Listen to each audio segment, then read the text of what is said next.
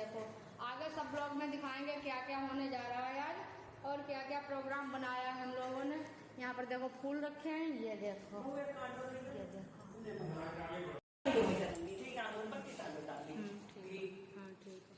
तो सब चीज बन नहीं रखी है।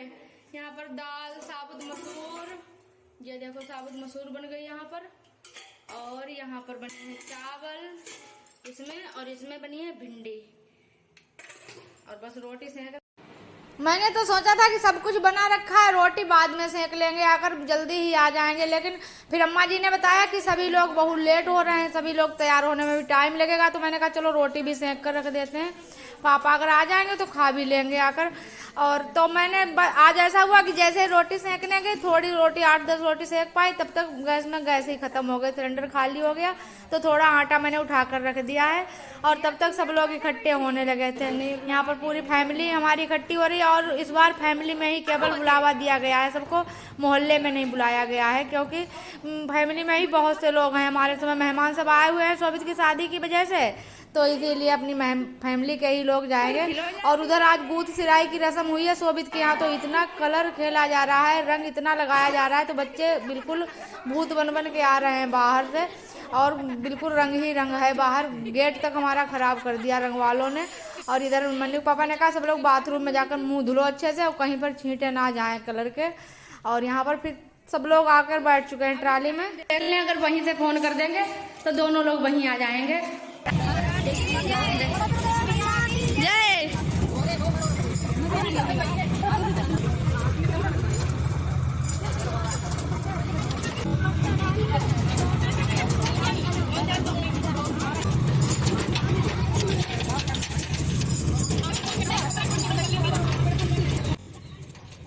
तो बस फिर आ गए यहाँ कुरिया कला में, जो कि हमारे गांव से करीब 1 किलोमीटर ही दूर पर है। तो यहाँ है एक फूलमती मैया का मंदिर, एक दूसरा मंदिर है जहाँ बहुत बड़ा मेला लगता है, लेकिन ये फूलमती मैया का मंदिर है।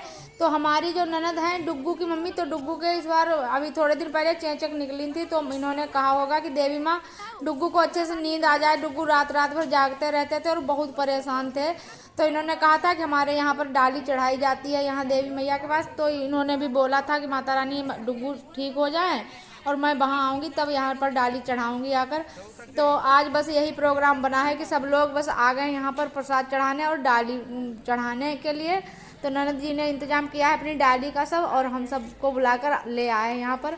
तो आज खुशी का माहौल बन गया हमारी फैमिली में एक बार फिर से, और यहाँ पर सभी लोग इकट्ठे होकर बैठे हुए हैं। और यहाँ पर फिर कुरिया में दुकान के पास तो ट्रैक्टर ट्राली रोका नहीं था कि सब लोगों के लिए प्रसाद लेंगे तो बहुत टाइम लग जाएगा, और धूप भी थी। तो फिर मन्नू पापा ने कहा यहाँ चलो हम सबका प्रसाद ले आए जाकर, तुम लोग बैठो तब तक यहाँ पर। तो इतने लोगों ने प्रसाद के लिए पैसे दिए, तो मन्नू पापा ने सब डायरी पर पहले नोट किया, और उसके बाद फिर जिसके जितने पैसे थे अलग अलग सबका नाम लिखा, तो इस तरह से प्रसाद लेकर आए, तब सबका हिसाब से प्रसाद दे पाया। और वैसे तो गड़बड़ हो जाता कि कितने कितना का मंगाया, किसी ने 50 का मंगाया, किसी ने 25 का मंगाया, किसी ने 21 का मंगाया, तो ऐसे करके सबका गड़बड़ हो जाता वैसे। तो डायरी कलम पर नोट किया कलम से, फिर गए लेने, और फिर वहाँ से भी प्रसाद जब लिया तो फिर एक एक पर्ची लिख के उसमें डाल ली थी कि किसका कितना है, तो उसी नाम से सबको पकड़ा दिया। तो फिर बड़ी आसानी रही। इस तरह से अगर कोई काम नोट करके करो तो अच्छे से हो जाता है। और यहाँ पर भी किसी दूसरी बच्चे की डाली ये जाने मुंडन कुछ था, तो फिर ये प्रोग्राम उधर लोग बाजा लेकर आए थे, तो खूब इन महिलाओं ने खूब डांस किया, खूब अच्छा लगा। एक साथ 2-2 मनोरंजन हो गए आज।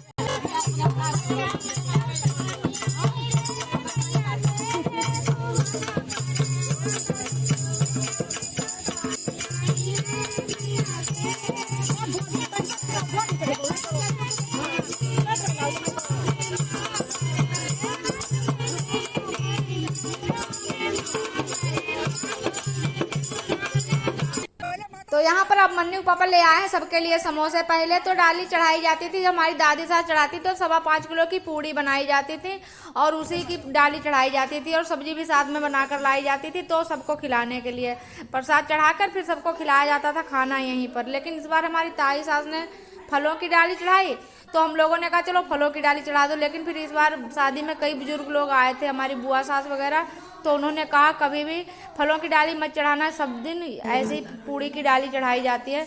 तो अम्मा ने फिर कहा माता रानी इस बार कोई बात नहीं, मैंने ऐसी व्यवस्था कर दी है और अगली बार जो पूड़ी की डाली चढ़ाएंगे। और अभी बस यहाँ पर आ गए और हाथ पैर धुलकर नल से, उसके बाद यहाँ पर तैयारी होने लगी है डाली चढ़ा।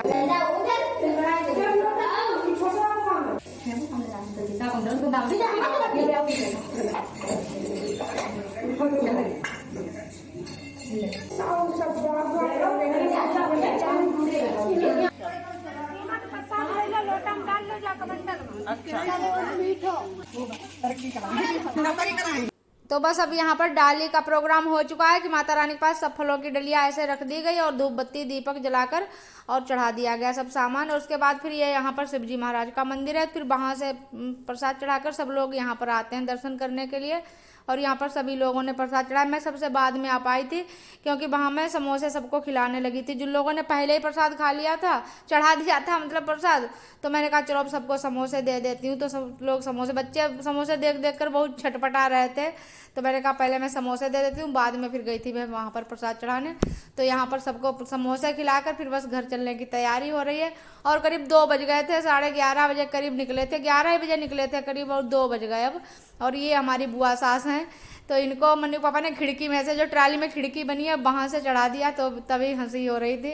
और ये छोटी सी बच्ची ट्रैक्टर पर बैठने के लिए इतनी जिद कर रही थी कि हम ट्रैक्टर पर चलेंगे, तो फिर इनकी मम्मी को इनको ट्रैक्टर पर लेकर बैठना पड़ा।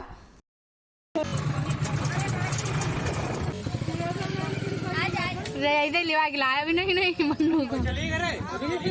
हाँ अभी मन्नू सब घर जाए फिर। और अभी मन्नू स्कूल जाके फिर घर गए थे, तो वहाँ ताला पड़ा देखा, मैं चाबी साथ में लेकर आई थी क्योंकि अम्मा भी यहीं थी, सब तो साथ में ही थे, तो लेकर आई थी मैं। तो अभी मन्नू फिर वहाँ पर गए, तो वहाँ से तो मैं आ गई थी, रास्ते में फिर मिल गई थी ट्राली अभी को, तो अभी मन्नू दोनों लोग मिल गए। और यहाँ पर देखो अम्मा को कैसे उतारा जा रहा है।